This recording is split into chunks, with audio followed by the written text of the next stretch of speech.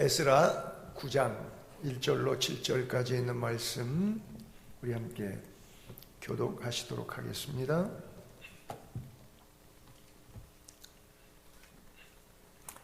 에스라 9장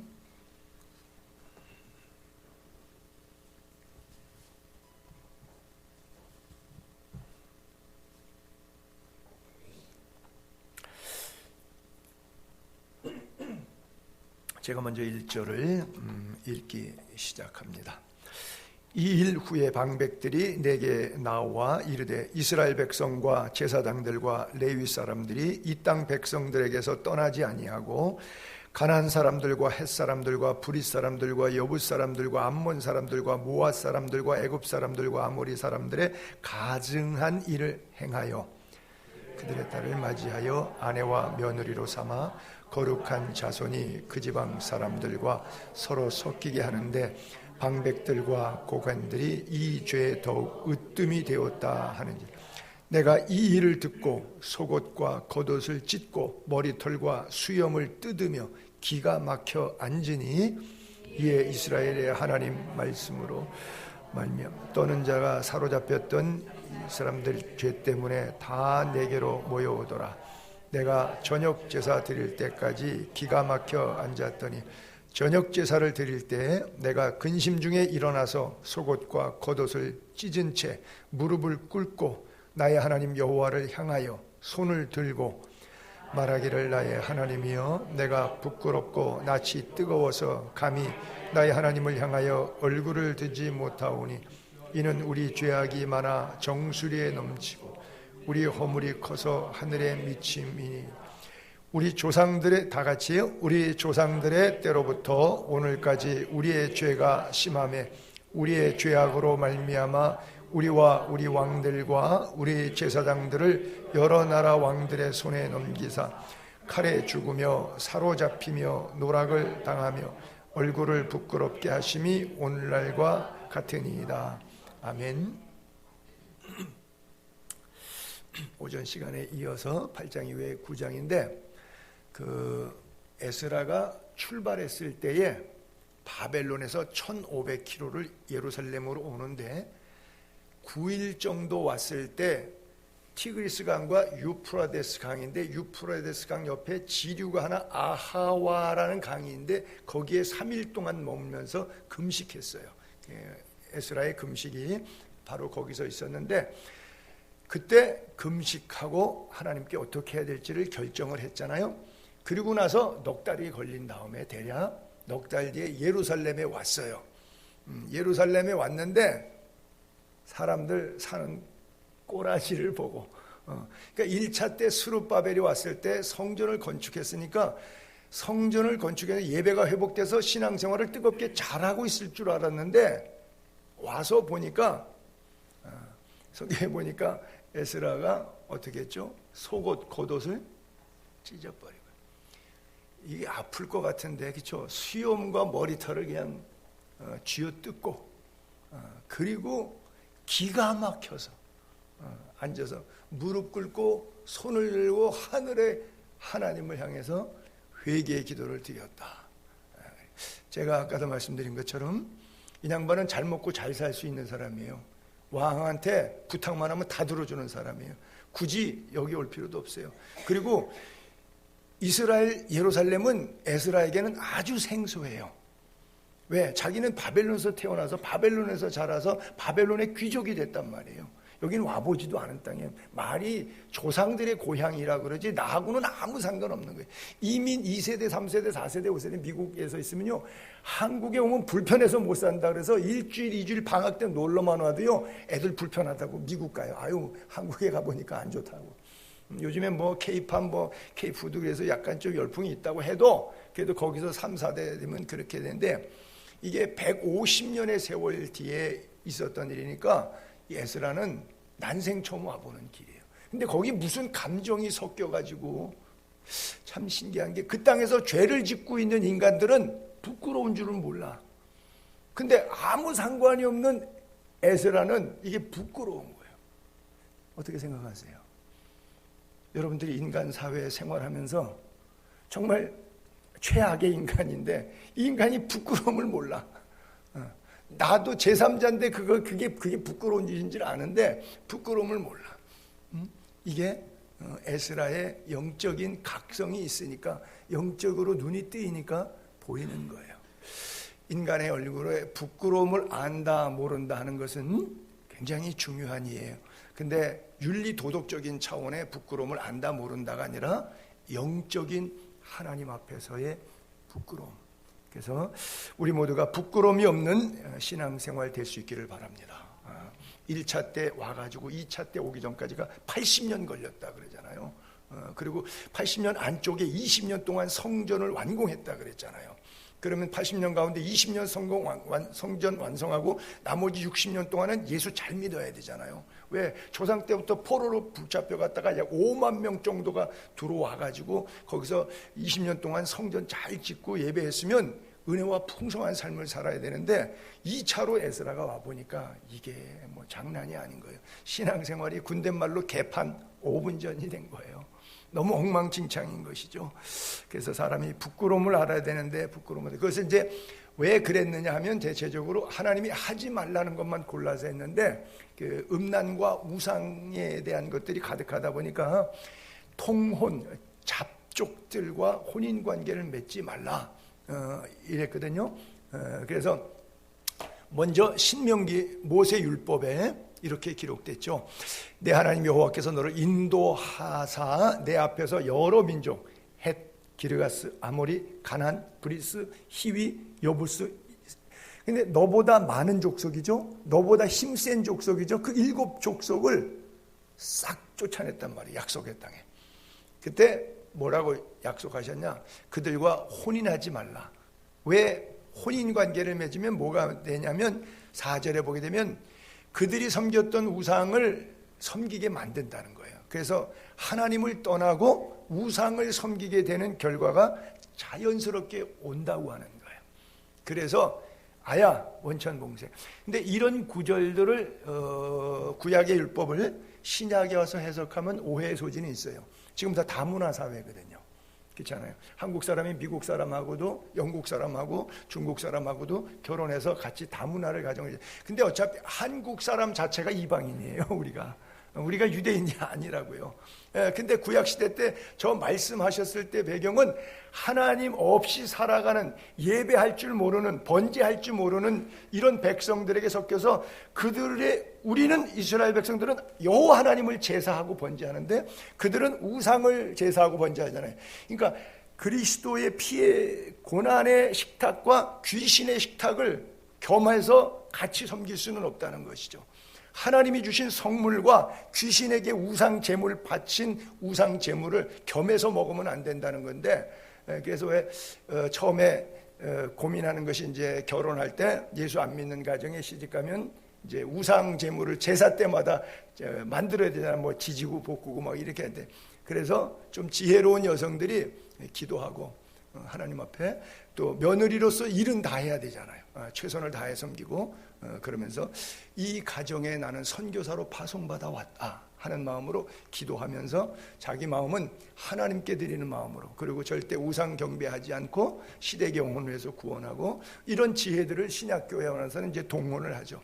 어쨌든 고대 사회 율법에 가졌던 이 혼인 금지 명령은 바로 우상 문제 때문에 그런 거기 때문에 여러분들이 국제결혼이냐가 문제가 아니라 내 마음속에 또 다른 신이 있느냐, 우상이 있느냐, 내 마음속에 오직 하나님만 있느냐, 이게 중요한 거예요. 그렇죠? 그것을 하나님께서, 그래서 지금 오늘 본문에 읽었던 에스라서에 구약 신명기에 있었던 약속 다시 반복하는 거예요. 2일 후에 방백들이 내게 나와 이스라엘 백성 제사장들 레위 사람들이 이 백성들을 떠나지 않냐고. 하나님의 신명기 아까 약속하셨던 하지 말라는데 가나안 족속, 헷 족속, 브리스, 뭐 여부스, 암몬, 모압, 애굽, 아모리 사람들의 가증한 일이 뭐예요? 우상 경배하는 것. 그렇죠? 그래서 거룩한 자손이 그 지방 사람들과 섞여. 거룩이는 뭐예요? 거룩이란 뜻은 구별이란 뜻이에요. 구별, 거룩이란 뜻은 구별이에요. 근데 섞인다. 그러니까 음식으로 얘기할게요. 따로 국밥을 먹어야 되는데 섞어찌개를 먹었단 말이에요. 뭔 말인지 알는가 몰라. 그렇죠? 거룩한 후손이라고 써 있는데 섞였단 말이에요. 근데 그 일 한 사람 가운데 일반 백성이 아니라 방백들, 그 지도자들, 뭐 대통령, 장관, 국회의원 이렇게 지도자들, 이 죄에 더욱 으뜸이 되었다. 나중에 그 10장에 넘어가서 넣어보니까 수룹바벨은 정치적인 총독으로 수룹바벨이 성전지었는데 같이 와서 예수아라고 하는 제사장이 같이 따라온 제사장 후손들이 다 이방 여인들하고 결혼해서 우상 숭배하는 죄를 범하니까 80년 뒤에 에스라가 와서 보니 이게 기가 막히는 거예요.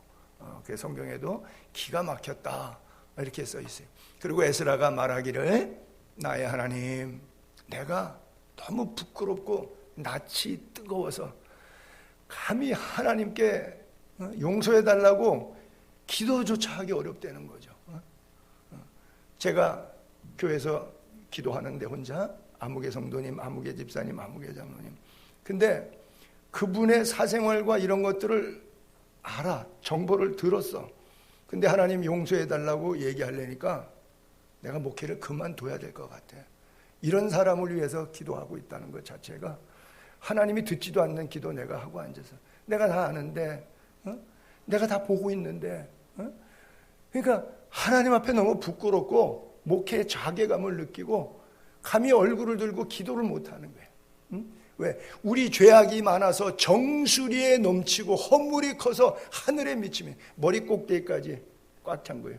물에 빠지면 여기까지 잠기면 죽는 거예요. 죄악이 여기까지 잠긴 거예요. 정수리에. 그리고 허물이 커서 하늘에 미친 거예요. 우리 조상 때부터 오늘까지 우리 죄가 심하다. 우리의 죄악으로 말미암아 우리와 우리 왕들과 우리 제사장들 여러 나라 왕들에서 지금까지 바벨론의 애굽의 종살이 옥살이 고생 많이 했다. 칼에 죽으며 사로잡히고 노략당하고 하나님이 우리 얼굴을 부끄럽게 하심이 오늘과 같아서 이런 생활을 살아오지 않았습니까? 내 인생에 비로하기까지 하나님의 은혜를 헛되이 받았던 모든 삶을 하나님 앞에 고백하는데 정작 이 기도 드려야 될 인간들은 다 도망가서 안 드리고 있고 엉뚱하게 대표 목사님만 와갖고 혼자 성도들의 죄악을 용서해달라고 울고불고 앉아있는 거예요. 여러분 어떻게 생각하세요? 가슴이 뜨끔뜨끔해요? 낯이 뜨거워요? 얼굴을 들지 못해요? 그래요.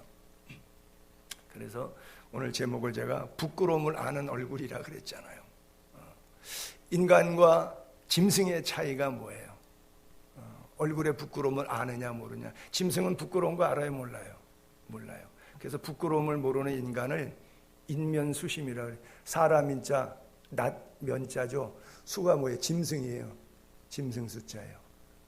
그래서 짐승하고 섹스하는 걸 수간한다 그러잖아요. 수간. 짐승 숫자에 저게.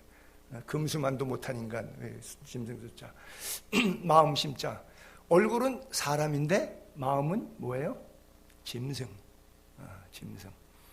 우리가 또 후한무치 이런 말 쓰죠. 후가 두꺼울 후자예요. 아니 얼굴 안 짜잖아요. 그래서 임금님 얼굴 용안이라고 그러잖아요. 안색이 왜 안 좋냐 그러고 얼굴 안 짜잖아요. 이 얼굴이 두껍다는 거예요. 다른 말로 철면피. 무치. 치는 이렇게 수치스러울 부끄러울 치자예요. 부끄러워할 치자거든요. 그러니까 무는 없음 물자니까 얼굴이 두꺼워서 부끄러운 걸 모른다. 이걸 후한무치라 그래요. 사전에는 안 나오는데 만들어진 유행어에 내로남불. 정치 뉴스에서 많이 들었는데 내가 음탄하게 가늠죄지면 로맨스 한 거예요. 그렇죠? 남이 하게 되면 불륜인 거예요. 그렇죠? 내로남불. 이건 사전에 안 나와요. 그냥 가짜로 만들어진 비속어입니다. 그런 건 없어요. 왜냐하면 로맨스가 영어잖아요. 그러니까 그건 안 나오는데 어쨌든 우리말에도 이런 게 있는데 영적으로 나를 거울에 비춰보서 영적으로 내가 인면수심의 성도는 아닌가, 후한무치한 하나님의 백성은 아닌가, 이렇게 돌아보기를 바라고요. 9장 9절로 10절에 보게 되면 우리가 예전에 어떻게 살았냐? 노예로 살았잖아요. 그 종살이해서 살았잖아요. 근데 하나님이 버려두지 아니하시고 페르시아 왕 고레스를 통해 갖고 바사 왕 앞에서 우리를 불쌍히 여김을 입게 하고 다시 살아나게 하고 예루살렘 성전을 세우라 조소를 내려서 성전까지 세우게 만들고 무너진 성벽까지 다 수리할 수 있는 은혜를 유다와 예루살렘에서 우리에게 울타리가 되어주셔서 하나님이 우리의 울타리가 이거 끝난 거예요. 여러분의 살아가는 삶의 모든 영역에 건강이든 물질이든 어떤 상황이든 간에 사업이든 하나님이 울타리 되어주시기를 바랍니다. 지은 죄가 아무리 많아도 우리 하나님께 자복하고 회개하면 하나님께서 죄를 용서하시고 우리를 울타리 쳐주시는 거예요. 그렇죠? 우리 하나님이요 이렇게 하신 후에도 하나님이 이렇게 울타리 쳐주는데 우리가 주의 계명을 저버렸사오니 이제 무슨 말씀을 하오니까 그러니까 벼르기도 낯짝이 있었는데 더 이상 기도 못하겠다고 하는 거예요. 이것은 그것과 연관되는 건 아니지만 우리가 대표 기도할 때 매주 그렇게 기도하죠. 하나님 지난 한 주간 동안도 또 우리 죄를 용서하시고 그 다음 주간에도 하나님 우리 지난 주간 한 주간 지은 죄를 또 용서 그 다음 주간에도 주여 우리 지난 주간에도 지은 죄 용서하시고 이제 다시 용서받을 죄 짓지 마시라니까요.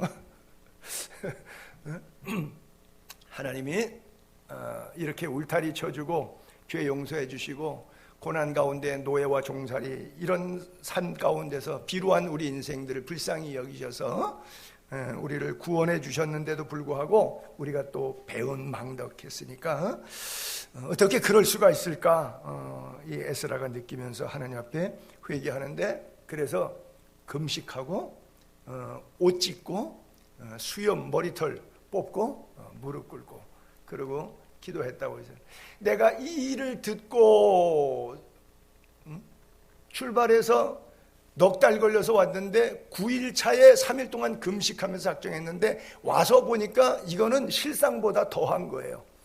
그래서 이 일을 듣고 속옷 겉옷 머리털 수염 기가 막혀 앉았다. 기가 막혔다는 단어가 저기에 저렇게 반복적으로 써 있고 무릎 꿇고 하나님께 하늘 향해서 손을 들고 기도해요. 나의 하나님, 내가 부끄러워 낯이 뜨거워서 감히 나의 하나님을 향하여 얼굴 들지 못하겠습니다. 이는 우리 죄악이 많아 정수리에 넘치고 허물이 커서 하늘에 미침이니이다 라고 고백해요.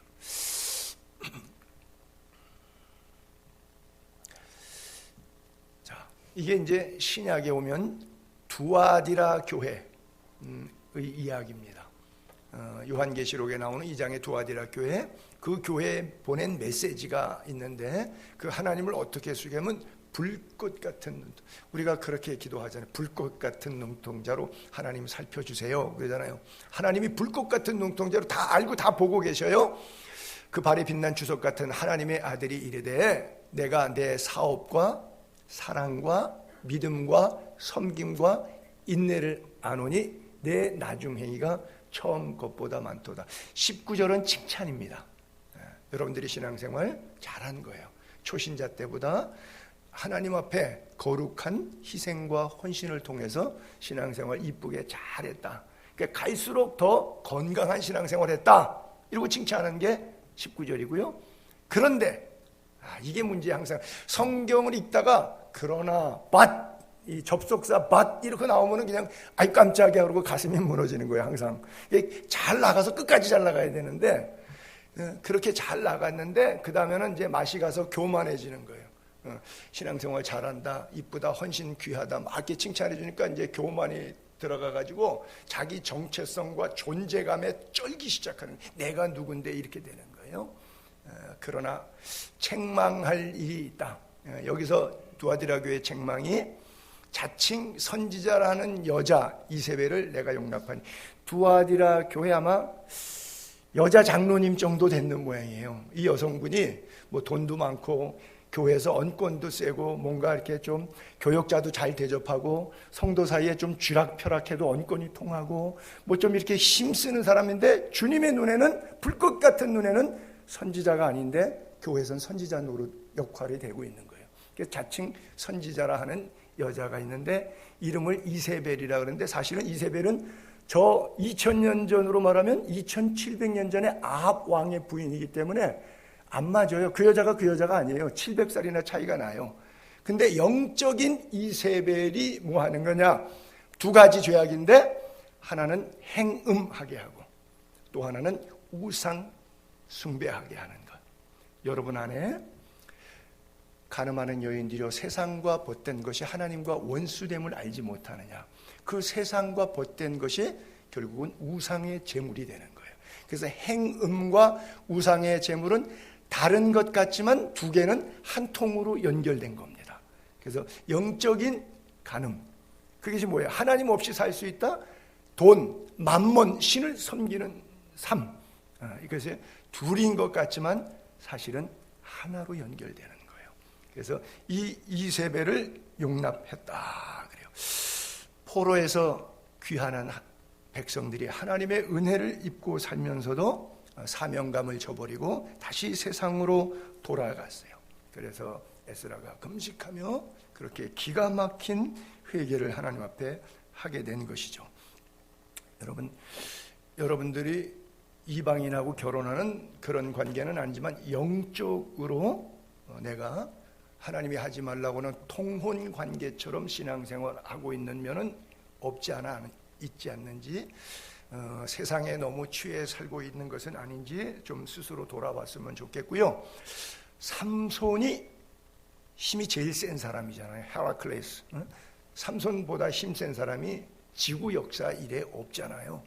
그냥 나귀토뼈 하나 가지고도 휘두르면 1000명을 육박전투로 이기고, 한 번씩 나가 싸우면은 그냥 3000명 때려잡아 죽이고, 대단한 사람 아닙니까? 30명을 잡는 것도 대단한데, 근데 이방 여인 들릴라 무릎에서 그냥 무너져 내려요. 그렇잖아요.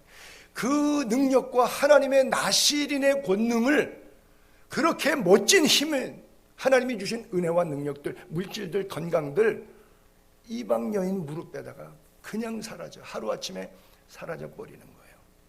솔로몬이 쓰는 것이 은이 없었더라. 왜? 다 정금, 황금만 쓸 정도로 대단한 아방궁을 세웠던 왕이 아닙니까? 엄청난 사람이잖아요. 근데 볼록, 암몬의 신 볼록을 누가 갖고 와요? 그 부인이 갖고 들어오잖아요. 모압 조성의 그모스 신을 누가 갖고 와요? 자기 부인이 갖고, 1000명의 부인들을 놓는데 그 부인들이 이방인인데 뭐 애굽 여자, 모압 여자, 이 각종 주변 국가에 하나님이 아까 지금 여기 써 있던 것처럼 아모리 족속, 브리스 족속, 기르가스 족속, 여부스 족속, 이런 모든 족속들이 갖고 있던 부인들이 올 때마다 전 세계 자기 고향의 드라빔을 다 가지고 와서 섬기다 보니까 솔로몬도 거기에 빠집니다. 여러분, 솔로몬처럼 지혜로운 왕이 어디 있어요? 다시 말해서 개 머리처럼 똑똑한 인간이 어디 있어? 그렇게 똑똑하고 지혜로운 왕이잖아. 왕인데다가 지혜로 따지면 전 세계 인구의 최고야. 그 인간이 이방 여인 무릎 베고 자다가 하나님 앞에 버림받잖아요. 열왕기상 11장에 보면 그가 여호와를 떠나 이렇게 써 있어요. 아내들 때문에. 그래서 영적인 간음 행위를 표현하기 위해서 통혼을 하나님께서 금지시켰어요. 성경 읽다 보면 제일 많이 나오는 것이 뭐 바알과 아세라, 갈멜살 전투에도 바알이와 아세라에 막 바알과 850대1 전투하잖아요. 그 바알과 아세라가 어디서 왔어요? 이스라엘 왕 아합이 부인을 시돈 땅에, 바알과 아세라 시돈 땅에 부인을 데려왔어요. 그게 이세벨이에요.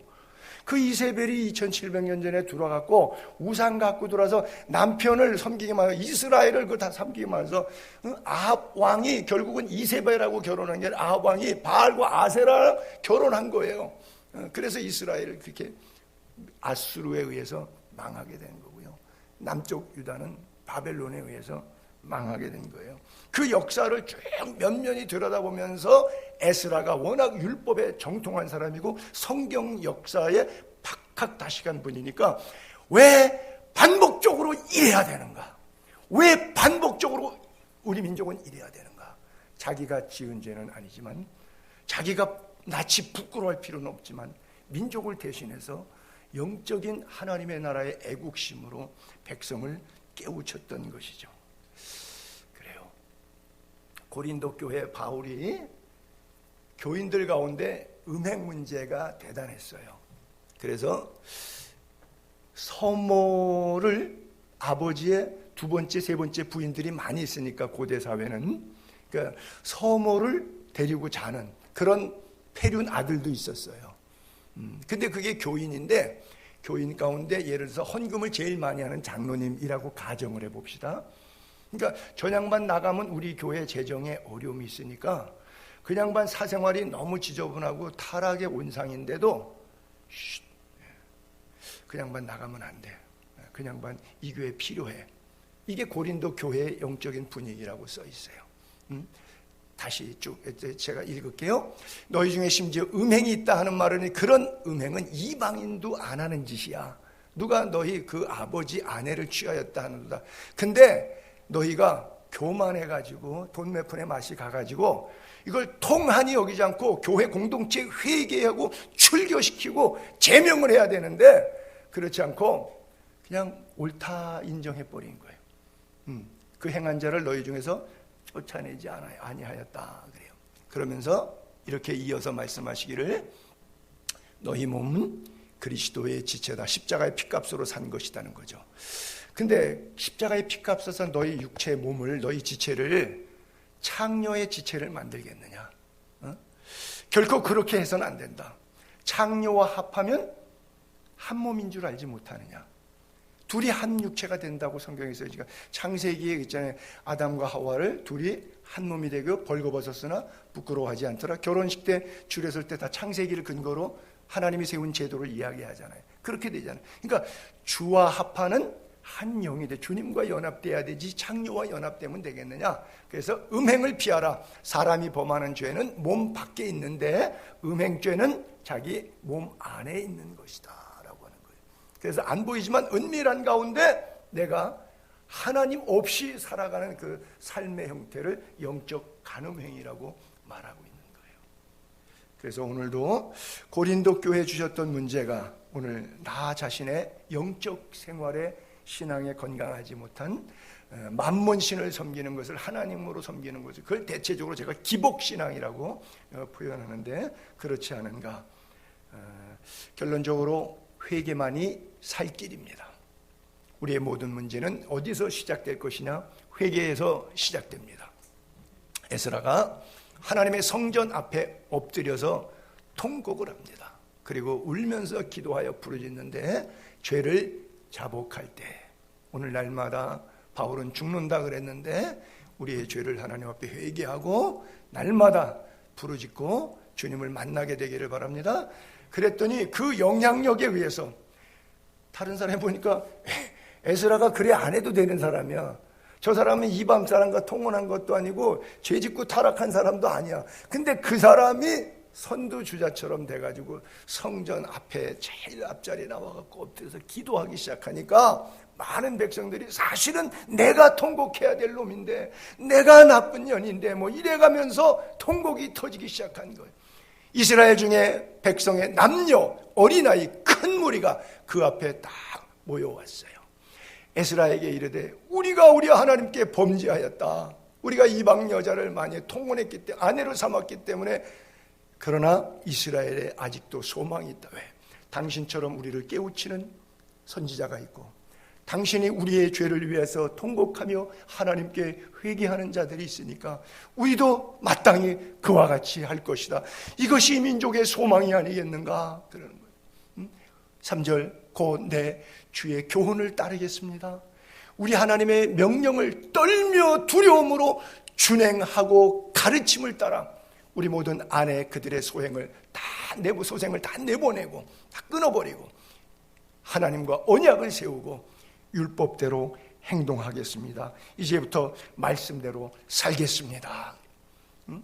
그래서 에스라가 이제 너희 조상들이 하나님의 죄를 자복하고 그의 뜻대로 행하며 그 지방 사람들과 이방 여인을 끊어버리라 했더니 모든 백성들이 큰 소리로 대답합니다. 당신의 말씀대로 우리가 마땅히 행할 것이니라. 그래요. 이 말씀이 에스라서의 한 구절에 글로 끝나지 않고 오늘 내 삶에 적용해서 하나님이 들려주시는 명령의 말씀을 듣고 끊어버리라고 했는데 여러분 각자가 내가 끊어야 될 것이 있겠죠.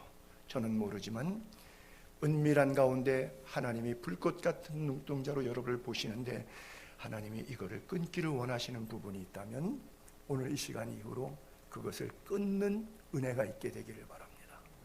하나님 좋아하는 것 좋아지시고 하나님 싫어하는 것 우리도 싫어져서 어찌하든지 간에 육체의 남은 날 동안 하나님의 영광을 위해서 말씀대로 살아 하나님의 영혼의 축복과 하나님의 육체에 소송하는 은혜와 경제 활동에 하나님이 베풀어 주시는 풍성한 은혜의 삶을 이 땅에서부터 에덴 동산을 누리고 죽어서도 참 새 에덴의 동산에 가는 우리 예수의 교회 모든 성도님들 될 수 있기를 주님의 이름으로 축복합니다. 기도하겠습니다.